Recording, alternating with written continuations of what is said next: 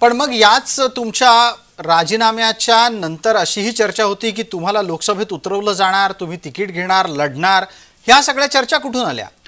लक्ष्मण हाके आणि state backward कमिशनचा राजीनामा दिल्यानंतर मला वाटते 7-8 महिन्यांनी लोकसभा निवडणुका होत्या आणि लोकसभा निवडणूक लढण्यासाठी इथल्या प्रस्थापित व्यवस्थेमध्ये निवडणूक लढण्यासाठी आणि जिंकून येण्यासाठी निकष लावले जातात। त्याच्यासाठी मॅन मनी मसल पॉवर आहे का, तो पैसा किती खर्च करू शकतो, त्याचा बॅकग्राऊंड काय आहे, त्याची कम्युनिटी काय म्हणते, त्याचं नॉलेज किती आहे, या गोष्टी या माझ्या महाराष्ट्रामध्ये घडताना दिसून येत नाहीत।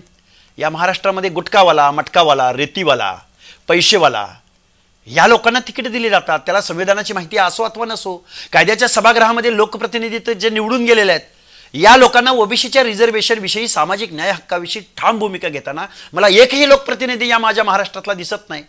ठाम भूमिका घेताना पुढे येताना दिसत नाही। हे फेल्युअर आहे या लोकप्रतिनिधींना आम्ही निवडून दिलेलं। आमच्या हक्काने अधिकाराची भूमिका जर कायद्याच्या सभागृहात मांडली जाणार नसेल, झुंडशाहीच्या जोरावरती एखादा माणूस जर इथं आंदोलन उभं करत असेल, तिथं पायगड्या घालणारे, रेड कार्पेट घालणारे मराठवाड्यातल्या 6च्या 6 लोकसभा सदस्यांनी, नव्यानं निवडून आलेल्या खासदारांनी जरांगे पाटलांना जाऊन पाठिंबा दिला। पण त्याच वेळी हे पद्धतशीरपणे विसरले की माझ्या या महाराष्ट्रामधल्या 50 ते 60% ओबीसींच्या हक्क अधिकारावरती गदा येणार आहे, त्यांचं रिझर्वेशन संपणार आहे, ही लोक या माझ्या महाराष्ट्रामधून संपून जाणार आहेत, याविषयी त्यांना कुठलंही सोयीसुतक नसावं। म्हणून तर लक्ष्मण हाके 368 किलोमीटर अंतरावरनं त्या वडीगोद्री गावामध्ये जाऊन बसतो।